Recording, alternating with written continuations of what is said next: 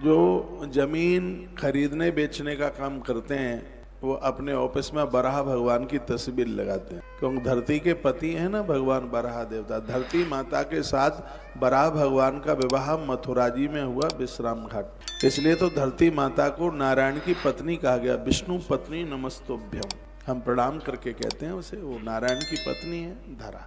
धरती से प्रेम किया करो, सुबह आप जागते हो तो धरती माता को प्रणाम किया करो। दुनिया की ऐसी कोई चीज नहीं है जो हमें धरती माता ने ना दी है। एक चीज आप बता दे जो आप यूज करते हैं, प्रयोग करते हैं, जो धरती ने ना दी हो। आप गोल्ड पहने या चांदी पहने, ये सब जमीन में से। पानी हम पीते हैं जमीन में से। अन्न रोटियां खाते हैं जमीन में से। जिस कपड़े को हम पहने हुए हैं इसका बिनोला भी धरती से प्रकट हुआ, जिसमें से सूत बना, धागा बना, कपड़ा बना। ऐसी कोई चीज ही नहीं है जिसका जन्म धरती से नहीं हुआ। आप बहुत पूजा पाठ करते हैं, यदि आप प्रातः जागते हुए धरती माता को कौन एब्सेंट, ऐसे लोगों को वो खत्म कर देते हैं। आने वाले टाइम में दर दर के हो जाते हैं, इनके पास अपना कुछ भी नहीं होता। इसलिए कभी भी किसी की जमीन, किसी का प्लॉट, किसी की धरती मारे नहीं, उसको बेईमानी ना करें, बहुत दिक्कत हो जाए। ये कथा संदेश ही तो देती है। मैंने एक शब्द कहा है, हिरण्याक्ष समझ लो वर्तमान समय का भू माफिया। आज इस जमीन के ऐसे सौदे, ऐसे टुकड़े किए जा रहे हैं कि प्रकृति भी रोती होगी। दूसरों की जमीन, दूसरों का मकान, दूसरों की धरती, बेईमानी। भाई भाई की जमीन खा रहा है, भाई भाई का प्लॉट हड़प रहा है। ये कथा संदेश देती है कि भगवान वराह उसे नहीं छोड़ेंगे। हिरण्याक्ष का मतलब ही क्या? हिरण्य अक्ष संस्कृत में समझे तो हिरण्य माने संपत्ति, सोना संपत्ति, और अक्ष माने आंखें। जिन लोगों की आंखें दौलत के ऊपर टिकी हैं उसी को हिरण्याक्ष कहते हैं। उनका ना कोई माई बाप है, ना कोई कुटुंब खानदान है, ना पत्नी, ना बच्चे, वो सब अपराध दौलत के लिए ही कर रहे हैं, उसे हिरण्याक्ष कहते हैं। ऐसे व्यक्ति का कोई अस्तित्व नहीं है, कोई प्रभाव नहीं है। परमात्मा उसके लिए प्रकट होता है और उसे खत्म कर देता है, उसे मार डालता है। यह अवतार भगवान का हुआ दूसरा। तीसरे में तृतीय ऋषि सरगम च देवऋषितमुपेत्य सहा। कैमरा सेट हो गया हो तो भाई नीचे उतरो। दिक्कत, कितने सुंदर कुमुदवन लग रहे हैं। वल्लभाचार्य जी, महाप्रभु जी की बैठक, ये कल जो हमने दर्शन किए हैं वो भी सब इसमें दिख रहा है।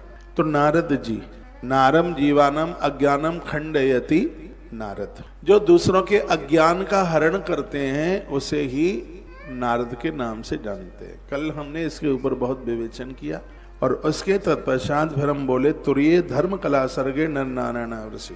कहते हैं साक्षात धर्म से नर नारायण प्रकट हुए। इसकी व्याख्या कल बड़ी अद्भुत हुई और मैंने पहली बार बोला 31 साल में। मैंने कब क्या बोला है ये मुझे पता। कल हम निवेदन किए नर नारायण का मतलब है कि धरती एक दूसरे के सहयोग से चलती है। पत्नी पति का सहयोग करे, पति पत्नी का सहयोग करे, दोनों एक दूसरे के सहयोग पर ही खड़े हैं। रामायण में कथा आती है कि केवट की नाव से भगवान उतरे, आगे के लिए चले तो मैया जानकी ने कहा करुणा निधान प्यास लगी है।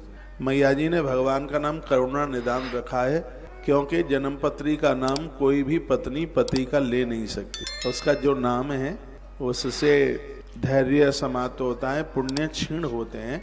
पति का नाम लेना, गुरु का नाम लेना उसको ठीक नहीं बताया गया, उसको बढ़िया नहीं बताया गया। तो नाम मैया ने करुणा निधान रखा। आप भी अपने आदमी का कुछ नाम रख लेना, बड़े अच्छे अच्छे नाम हैं। गोपाल नाम रख दो, कितना प्यारा नाम है।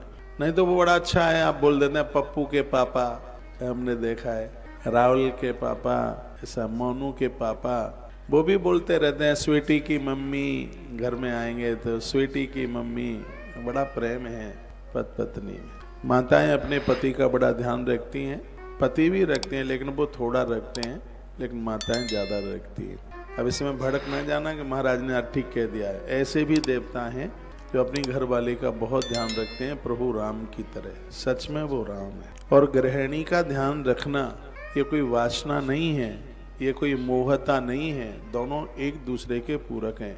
वो वानप्रस्थ जीवन में तो कहा गया है कि 10 पुत्रों को सेवा करने से, उनका भरण पोषण करने से भी जो न मिलता होगा, वानप्रस्थ जीवन में पति का ध्यान रखने से, पत्नी का ध्यान रखने से उतने पुण्यों की प्राप्ति होती है। वृद्धावस्था में बच्चे छोड़ देते हैं, परिवार छोड़ देता है, बस यही तो दो एक दूसरे के पूरक होकर के जीवन जीते हैं।